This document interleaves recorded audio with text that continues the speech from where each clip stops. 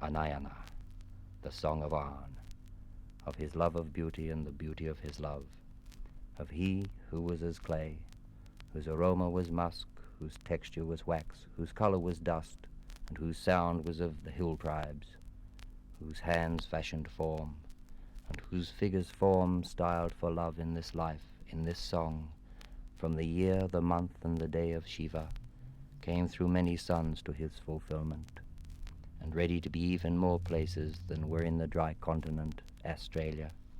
He yearned for the highest mountains on earth, being all this time in the dry land, and yearning for his ancestral home and Kailasa, high in the Himalaya. So he left his ashram, the Vidya, the sculpture, and the tribal brothers about him, and taking up simple objects of travel and enjoyment, journeyed to the foothills, arriving there between 2 full moons and on his birthday, when all devotees chant to the Shiva Lingam. And approaching them from the darkness, he strode in among them in simple chapal and 9 suk, and his difference impressed them, for the temple was adorned with figures of a blue hue, and a hue of mauve kasturi curled and clouded from the shrine's incenses.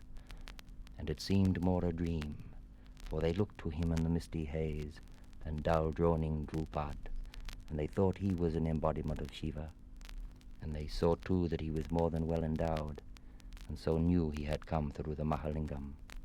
And long, long into the night he sung, and they sung with him, the Vedanta for the age of Kali. And the jals could be heard until the dawning. But in the morning the Brahmins questioned him, saying, "Oh, what are you?" And he replied, "You Brahmana are Caucasian, so too am I. Also you Ravaya, and I am, and with this marked the Svastika Talaka." But they said, "Who then is your mother?"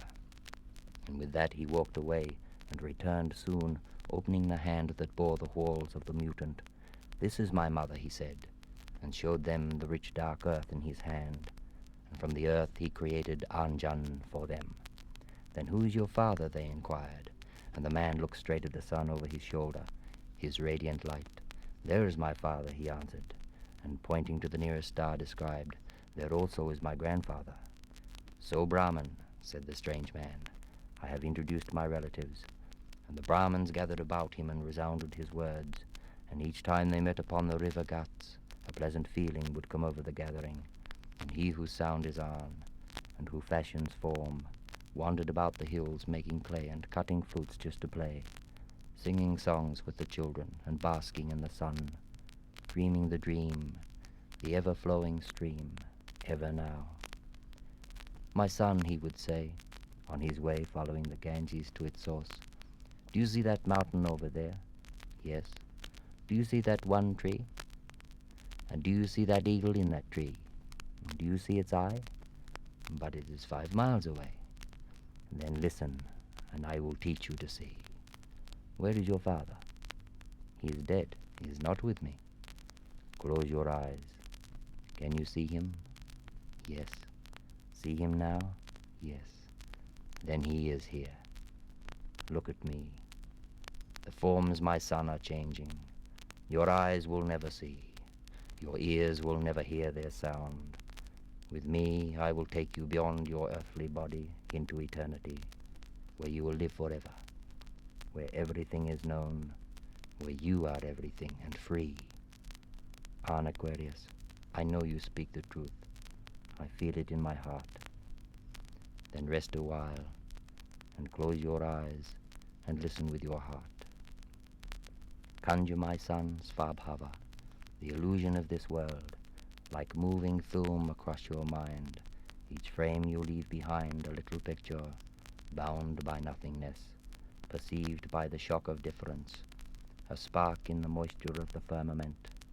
Watch carefully between each act, the gap between each spark, each pictured thing, for there between is nothingness, the gap, the void, our entry in.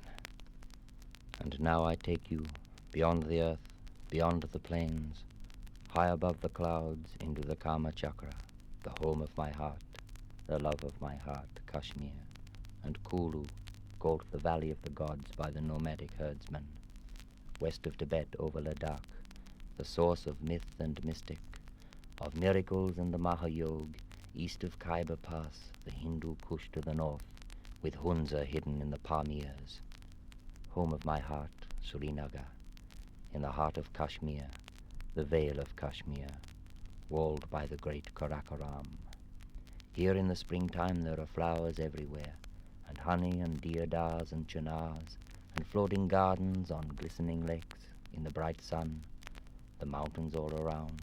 And for fun my father wears flowers in his beard, and walks from Sonamarg to Amarnath cave through ibex, markhor, snow leopards and bears, and wears just furs.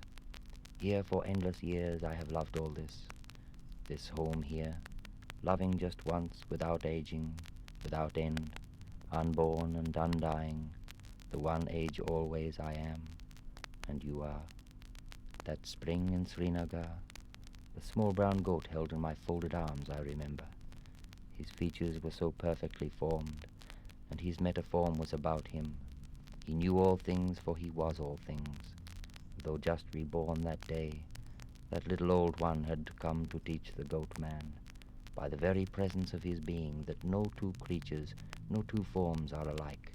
Each is perfect, and how by his presence the frequency of any one life is an impulse, a nova, just as a sun, a season, an era, a man, and the timing of each is set like a song, like a musicosm, transcendent, omniscalar, and one, to be sung in time, together, and now. And how all things are timed. The life force in one creature lives on in the one who takes it. The wolf will call to the pack. The ancestral one will draw from the opened mind, drawing through the central nadis the nervous system, as an antelope drinks from the stream, the delicious nectar. Sarasrara Salila. As the eagle takes the serpent, Kundalini, the phoenix, the dragon, the stream is Amrit, and the Parama Atman is its taker. The earthen body is the vessel. You release the seed of man, sprung up apart through earth, burst, blooming, into the thousand selves, come home again, drawn drifting high on the most wafted dream, the stream, the future devouring, the winter into eternal spring. Let me sing to you of one transcending, of this man. Through a node of coinciding cycles, his spark from the waters of the heart beat down his body and released the Svabhava. Far, far away from the goat herds and wolves, towering above Sonamarg upon the rim of Kashmir, close to Zajila, passing into Little Tibet and Leh, stands Haraput, the mountain of the bear, with its Tajvas, its aura, its crowning glory. There to walk into the meta-being of the mystic, there transcendent in all the rock, omniscient in the immense ice flowing, over vast drifts of snow, in the roar of the Thor thundering, into the overwhelming spell of space, enduring 3 days and nights of striking lightning, totally unfolding his form, the sun of love to love, where the rays of imploding selves are born, and Arn now sliding down his flute's thrilling call. In the spring of the sculptor came reborn, down, down from the Himalayas. In the tradition longest of all, the sculptor gave song to the celestial song, and in the great shell heard resonance. As the image of a man is reflected in a concave mirror, so too the sounds resolved into the one sound, the sound of the sphere. And having heard the sound of inaudible form, the simple and the pure of heart gathered about the fire, and gave chosen sticks and selected leaves, that the flames may be even more beautiful. And the little children painted with the ash and drew with the charcoal, and all who had hands to see and astral bodies to come felt deep and happy once again, and saw that troubled world as some brief karma, as a sweet tear in the eye of the cosmos. Creators, lead us through the clouds to play among the suns, and live with the ways of beautiful form, final and everlasting. Strange were the songs of our people to others, and turning away from their heaps the barbarians felt our strange wind blow through them, and the animal flesh they ate rotten in their mouths became repulsive to them, and their heaps became hideous, and the homes of Mother Earth drew them to her trees and to her caves, where she surrounded them with yam and honey and herb. And no longer could the man take the life of an animal, nor drink the deadly medicines and ferments, nor smoke the filthy weeds, but drew deep into his lungs the sweet breath of nature, in exchange, ebb and flow, as the seasons of time, the breath of life. As the cycles of all nature occur, so he pulsed and thrust up into the evolving one, asymmetric, metaspherial, ever now and omni-Arnian. This they were, and the brute became the brother, and we ran down to meet him. "Orphe," he yelled, and we held his eyes and took his mind and felt his hands and called his life, and the girls kissed him, and the beast in him its savage kill sunk dead in their sliding arms and smooth limbs intertwined in the ritual of rebirth, until his swooning simple grace gave he himself to us, the remnant of his past, that jewel Svabhava in all. In him, the coarse brute beaten balmed, he said between his voice, "Love me." And then our feelings flooded his new and hollowed form, and filled with marvelous things he flew up and stood in the open sun, and dancing everyone with bangled ankles and finger bells, and lifting flights of flutes and yells into the night around him, saw this, on moonlit sand the purple-white lilac light, late on his mind, his other life, its bashed frame tight fast, taut parched his old umber skin, hard stretched from bone to bone, and fearfully weird green mold had grown, a furry beard through which there leered two orange eyes, in sunken sockets low, inlay, oiled inside, the lonely pictures of the past, the last sight of yesterday's decayed, out of sight. Out of the shell of his body's ship, the old cicada man, through that balanced day and night, an equinox of light, of red and violet and clear white, between where his unending desires ran like water through dry cracks, out through his extended limbs into the space about him, and our hearts warmed by his passion's color, and it seemed his eyes were lined with crystal beads, and a crimson lake of fire, resplendent as the dazzling sun, shone from the mirrored surface of his face ablaze, and his astral body, lit by a million lights like fireflies in the dark. The miraculous spark was found, the rest was ours, and he rested in the depth of night. And as we cleansed him and fed him fruits of limes, and uva leaves and florals of calendula and arnica, and tea tree and neroli and lemongrass perfumes, his love, the love of feel, felt form, and sculptured it long, eternal form, the Mahalingam come, the way to the tree of trees, and the nectar of its flowers, and the love that flows through all things free, was lost in every me and fused, love forced in sonic salila, allowed long loosely wedged those easing openings to free, and mind became mind, and man was man, and woman she, all embracing, in her gowns sheaths softly lain unlept, like curling leaves in folds, about in languorous charm, each self upon superb self surrounding him between, sucked in every bolt of pranic drive, shot live from man. And wild they ran, and the man became one with Arn, and as tribal brothers roamed again over the wide plains and high into the realm, and the summers passed, and when the fires were lit the men would call other tribesmen from their heaps, invoking them by resonance, so they called them, one by one, to come.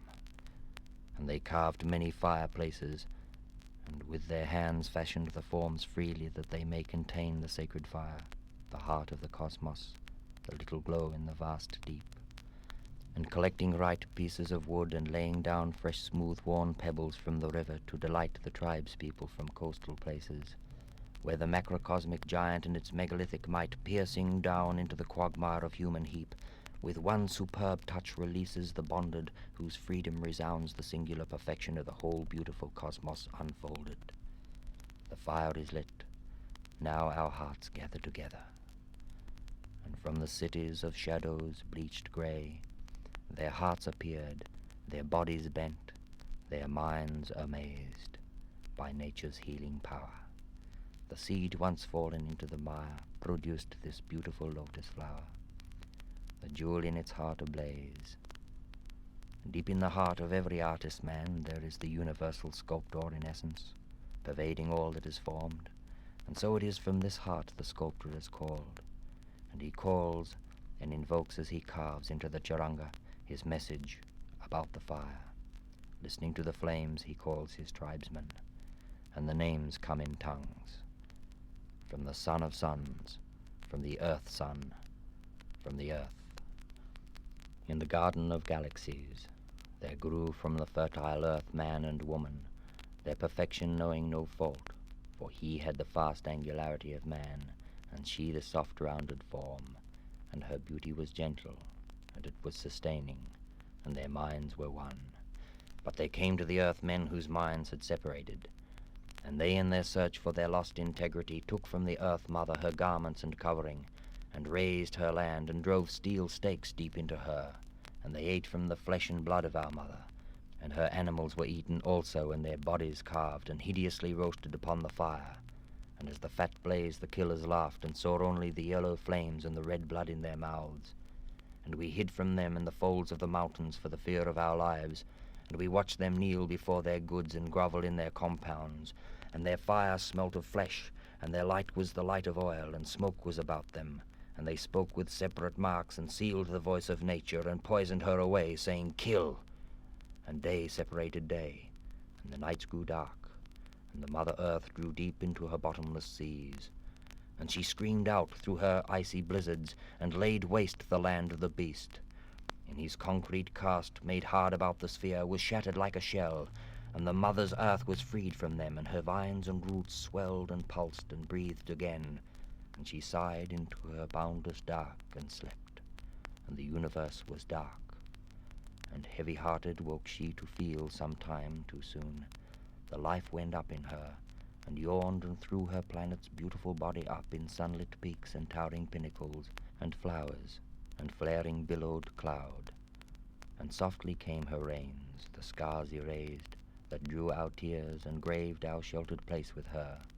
And in these caves she gently settled crystals in the centers of the stones, and with these we healed. And the sun was in Aquarius, and the earth in noble company, in the great galaxial garden.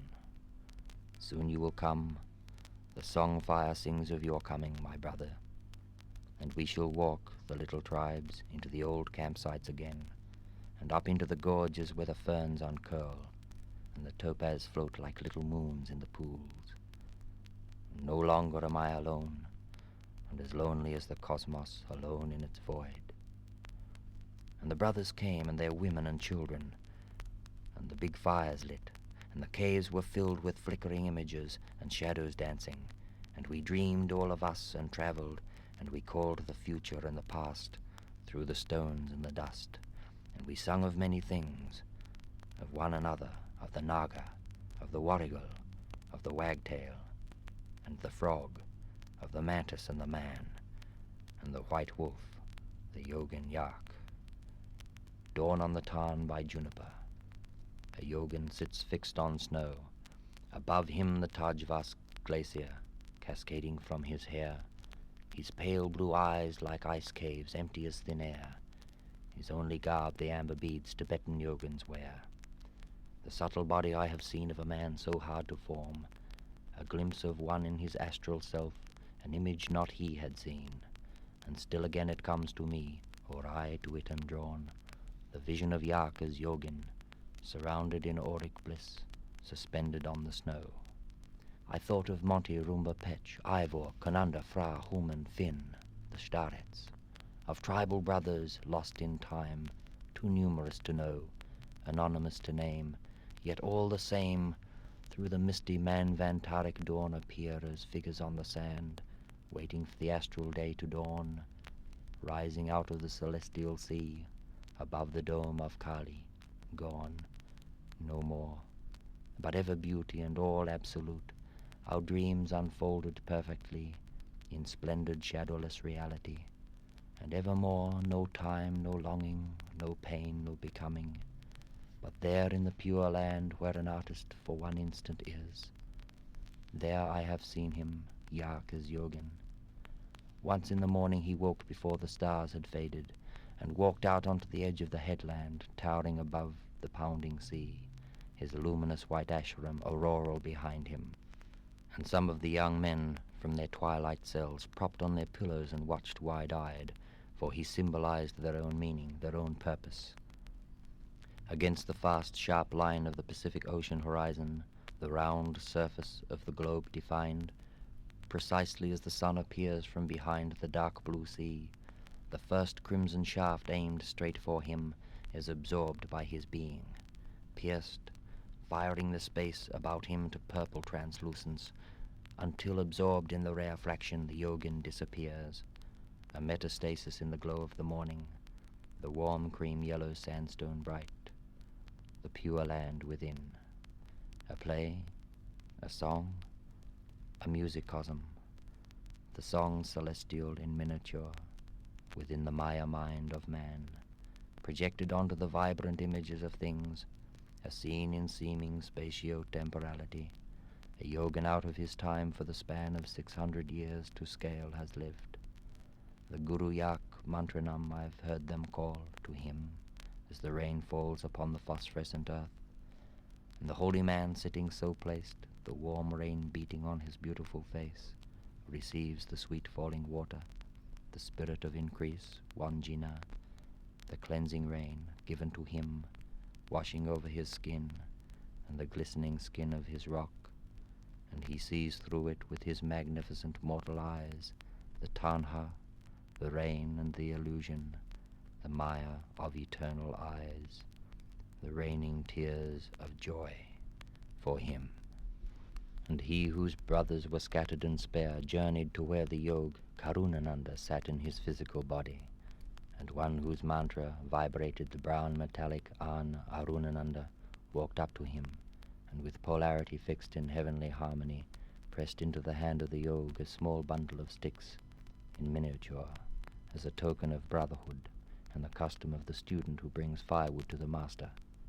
And we spoke of home and Himalayas, and of the heart of central India, and how as the wolf I hid in forests along Patan, and fell my kill in Karakoram, and I drove the deer along the streams right down to Yak and Samarkand, and on hot and heavy nights I slept in sweet and rotting logs, and gazed upon the setting crescent moon above the broad Sind plain, and I dreamt as all the other wolves of lives to come, my coat to cast for some one nobler form, reborn on finer frequency, and as the wolf I hunted among the pine, my blonde tufts the same color as the birch, and I played on the snow in the winter, and drank water from the Thor, close to the primordial water, and how evolved now far from the primal swamp, the mystic mantis spare and dry, ionic and airborne over the dry Australian land,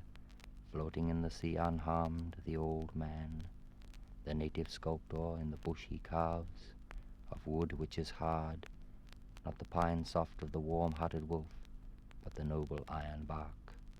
So evolved, so old, how old the mantis knows.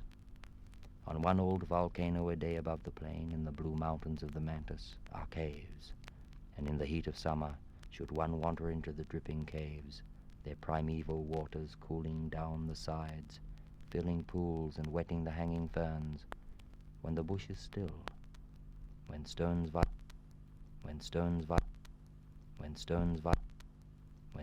vibrate under the sun, the cave is a peaceful place to be. There I sit and vision man, standing on the edge of the forest, behind him his children, his wife, his ancestors at home in the caves, safe and sound. Man, the artist, stands at the edge of the forest on the planet of Earth. In his hand the perfect jewel he has made, tiny, exquisite, ultimate. Carefully he offers this jewel, his sculpture, to the stars, who are the starmen of the cosmos. This is his fulfillment. Earth made woman, woman made man, man-made sculpture, the jewel so vibrant, bursting the cosmos into bloom. The jewel in my heart manifests to all, and dedicated to the cosmos, its ultimate created form. And into each sculptured being a radiant jewel in meta-macro form, within the myth's brief gentle breath, the sun, the moon, the sounds of one and all, flow through the hollows of my flute, the never-ending melodies call, and adding each gem unto itself, burst sun showers through constellations cast. At last, the lost and lonely worlds agaze, see through this world, Australia. Through the center of the earth, opposite the Azores, the old site of Atlantis, where the sea dissolved in time on waves the drifting continents move, the stars and planets all transform and form this continent of Australia, the great desert island, like a vast shallow bowl tracked only by the starmen, a lens to sea and cosmic geometry, and upon its eastern fold, forming a huge amphitheater to the sky, are high valleys some 2,000 feet above the central plains. From these one may see west the horizon rising, and the setting sun, and east behind the rolling mountain walls, the stars appear with our own sun making his journey southward each day into the longest day of summer and the center of the solar year. The shortest day is the sculptor's dawn, the longest day the noon, and the setting sun on the shortest day becomes the dawn again, for there's no night in the eye of the sun. On this first day of dawn, as the first sun is setting behind the dark earth, and his first full moon fills, there appears on the horizon from the east the rising Aquarius, spilling into the bright yellow star Fomalhaut, near next to Sculptor, the furnace, the phoenix, and the celestial river Eridani, flowing out from the Milky Way. Now the sign of man, the Aquarian, shines in the heavens until the longest day, when his complement appears in the north, his delightful Gemini, the climax of the year, the meeting of these two lovers, their heavenly play exciting, their constellations sparkling, their celestial celebration singing. Kiss me, Gemini, and say goodbye. Kiss me in the heart of heaven, the moon in my house, my sign upon your mind, the walls of difference on our hands and worlds apart. How happy we are and how ordained your perfect place with me, my Parvati. It is not me who loves you, nor can you ever love me. We have nothing to give which is ours but for our unique Svabhava. In this one being we adore, made by us both, adorned by our slender bodies, gracefully gestured mudras. Wear this jeweled sculpture, and these Uranian rays of Aquarius, inscribed on the dark skin of the planet Earth, and marked in the slim form of man, and upon the broad face of the deep, and within the perfect form he sculptures. And carved inside Earth homes moon children know, and the sun child feels the force, rising in expanding cycles, of the radiant Uranus, the creative heavenly sun. Its waves each home pervades like the wind. The mind of the little brown earth moves into its final place at the bridge of the worlds, where the image of Aquarius stands, the Mantasar, Avatar, Maitreya, the ruler of Shambhala, and images left in the old mind of that severed body now burning bring forth the seed from the withered leaves, the seed, the sound, the Svabhava, ever on mouth to ear, out of the dross into the metasphere. Let us hear from the Mantic calendar the song of Aryaveda, described to us so clear, in the language of our native tongue, mouth, hand, and eye and ear, with the stars our garments rained, and the spheres our audience, this last and final dance display, and then to disappear.